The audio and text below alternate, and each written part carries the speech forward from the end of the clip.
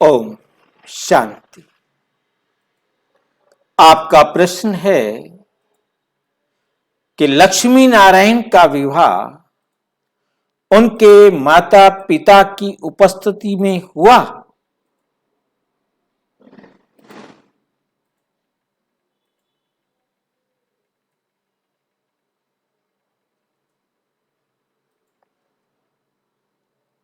भक्ति मार्ग में लक्ष्मी नारायण के माता पिता का पता ही नहीं।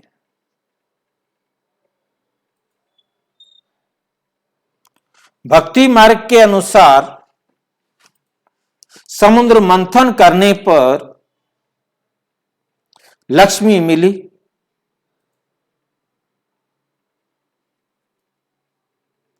लक्ष्मी निकली तो बोले किसको दें? कहा कि नारायण जो है कछुआ बन के सारे पहाड़ को अपने पीठ पर लाद के इतनी मेहनत करा रहा है, लक्ष्मी तो नारायण को दे दी जाए, क्योंकि जहर शंकर को दे दिया गया था। सूरज और चांद आकाश में लगा दिए गए थे,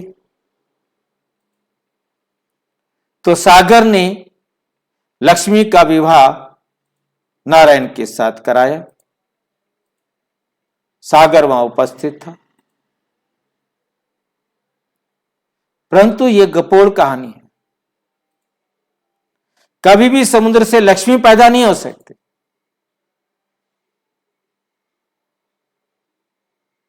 समुद्र पानी का अथाह रूप को कहा जाता है। ना ही समुद्र मंथन से सूर्य निकल सकता है, ना ही समुद्र मंथन से चांद निकल सकता है, ना ही समुद्र मंथन से कामधेनु गाय निकल सकती है, ना समुद्र मंथन से जहर निकल सकता है, ना समुद्र मंथन से अमृत निकल सकता है। यह सिर्फ एक गपोड़ कहानी बुद्धू बनाने के लिए गाड़ दी गई, और हम भी मूर्ख बन के उस कहानी पर चलते आ रहे थे। हमने भी उसे सच स्वीकार कर रखा था।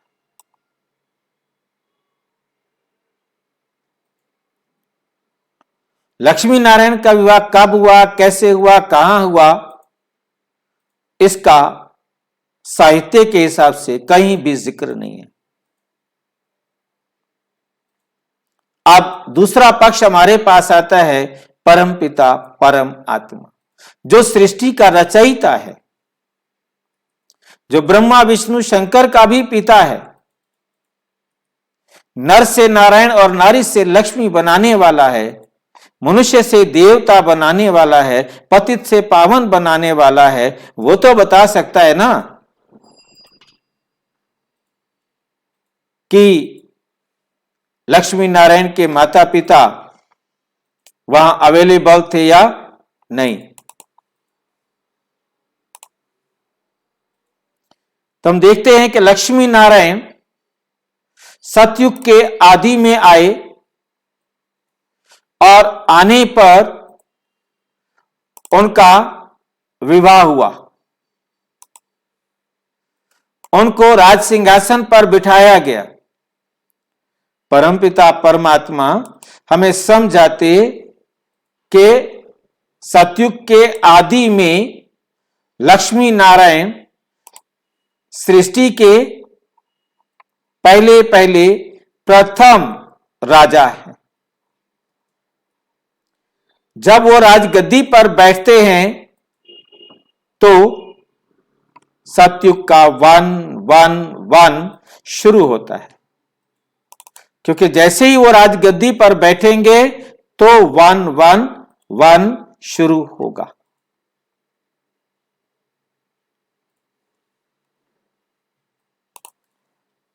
यहां हम देख रहे हैं, ये दिखाया है सतयुग का प्रथम राजकुमार श्री कृष्ण। श्री कृष्ण सतयुग का प्रथम राजकुमार है, परंतु इसका जन्म कलयुग के अंत में सतयुग के आने पर संगम पर होता है। संगम पर होता है। और ये युवा होने पर सारी सृष्टि का जब परिवर्तन होता है तो सभी आत्माओं के साथ ये भी शरीर छोड़कर अपने घर जाता है। सारी आत्माएं कलयुग के अंत में अपने शरीर को छोड़कर अपने घर जाती है, विनाश होता है, सृष्टि का एक बहुत बड़ा परिवर्तन होता है। एक भी आत्मा इस संसार में नहीं रहती। बाकी दो बातें यहां समझने वाली हैं। जिनका जन्म विकारी शरीर से हुआ था उनका शरीर नष्ट हो जाता है, जबकि जिनका शरीर निर्विकारी जन्म लिया था उनका शरीर सुरक्षित रहता है, क्योंकि उन्होंने प्रकृति को सतो प्रधान बनाने में सहयोग दिया था। तो उनका शरीर पवित्र होने के कारण सुरक्षित रहता है और वो 1 साल के लिए सारी आत्माएं परम धाम में रहती हैं। 1 साल सारी आत्माएं परम धाम में रहती हैं, नियम है। 1 साल तक उनका शरीर यहां सुरक्षित रहता है। आकर वो अपने शरीर को पहनकर खड़े हो जाते हैं। उनका नाम क्या होगा ये किसी को नहीं पता। जो भी इनके साथ जन्म लेने वाले थे, जिनके शरीर यहां सुरक्षित रहे थे, वो भी आकर के अपने शरीर को पहनकर खड़े हो जाते हैं। सभी नर का नाम नारायण और सभी नारी का नाम लक्ष्मी रखा जाता है। जैसे यहां स्त्री पुरुष ही शी, वहां नारायण और लक्ष्मी। अब उनके ना तो वहां माता पिता हैं। क्यों उनके माता पिता सुरक्षित नहीं रहे? क्योंकि उनके माता पिताओं के शरीर विकार से पैदा हुए थे। उन्होंने इनको निर्विकारी जन्म दिया था। जो विकार से पैदा हुए उनके शरीर नष्ट हो गए, तो उनके माता पिता के भी शरीर नष्ट हो गए और इनका शरीर सुरक्षित रहा। और इन्होंने आकर अपने शरीर को पहनकर खड़े हुए, वरना पहला बच्चा जन्म कौन दे? ये अपने शरीर को योग निद्रा में सुरक्षित छोड़कर जाते हैं। इसलिए आज तक कोई नहीं जान सका कि इनके माता पिता कौन होंगे, क्योंकि वो कल्प पहले हुआ था, उसके बाद परिवर्तन हुआ, सारी आत्माएं घर गई। घर से आने के बाद पूर्व जन्म की कोई भी बात याद नहीं रहती, केवल आत्मा में संस्कार रहते हैं। सतो प्रधान होने के कारण उन्होंने अपने आप को सतो प्रधान बनाए रखा और उनके जीवन में ये बात स्पष्ट रही कि वे सतयुग के आदि राजा, प्रथम राजा लक्ष्मी नारायण बने। और उनके राजगद्दी पर पहले दिन बैठते ही 1-1-1 शुरू हुआ। राधा कृष्ण लक्ष्मी नारायण का बाल्य और युवा अवस्था का रूप है, इसलिए राधा कृष्ण का विवाह नहीं दिखाते, क्योंकि राधा और कृष्ण का विवाह नहीं होता। विवाह होता है लक्ष्मी और नारायण का, वो भी सृष्टि परिवर्तन के बाद। और इनका विवाह एक सामाजिक नियम के अनुसार होता है। उस समय जो भी स्त्री और पुरुष, लक्ष्मी और नारायण सारे इकट्ठे होते हैं, स्वाभाविक रूप से उनका विवाह होता है और विवाह होने के बाद उनको राज्याभिषेक किया जाता है। उसके लिए उनके माता पिता का होना कोई जरूरी नहीं था। ये जन्म के कारण नहीं, माता पिता के आधार पर नहीं, वंश पीढ़ी या जाति धर्म के आधार पर नहीं, ये एक उस समय की सामाजिक प्रथा को जन्म दिया और विवाह हुआ। लक्ष्मी नारायण के विवाह के समय उनके जो लौकिक, उनके शरीर के जन्मदाता थे ही नहीं, इसलिए लक्ष्मी नारायण का स्वयंवर दिखाया जाता है।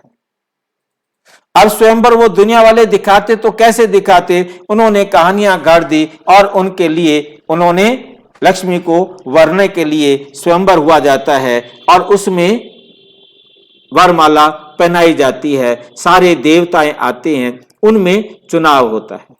अब ये चुनाव किस प्रकार से होगा, कैसे हुआ था, ये तो कोई नहीं जान सकता, परंतु इतना स्पष्ट है कि उनके माता पिता उस समय नहीं होते जब लक्ष्मी और नारायण का विवाह होता है। और अच्छी तरह से समझना हो तो प्रजापिता ब्रह्मा कुमारी ईश्वरीय विश्वविद्यालय के किसी भी सेवा केंद्र पर संपर्क करें और यदि कोई प्रश्न हो तो 9213106986 पर केवल टेलीग्राम करें। इसके अलावा आपके मन में कोई प्रश्न उठता हो, उसका उत्तर आप इसी वीडियो के डिस्क्रिप्शन बॉक्स में देखेंगे। यदि आपके प्रश्न का उत्तर वहां अवेलेबल ना हो, वैसे तो अवेलेबल होगा क्योंकि 2500 वीडियोस आपके पास भेजे जा रहे हैं, फिर भी कोई ऐसा प्रश्न हो जो वहां अवेलेबल ना हो तो आपका अधिकार भी है और सेवा में सहयोग भी है कि वह आप मुझे व्हाट्सएप करें, ताकि मैं उस पर टेलीग्राम करें, व्हाट्सएप नहीं, ताकि उस पर भी वीडियो बनाकर सबके पास भेजा जा सके और सभी उसका लाभ उठा सके। ओम शांति।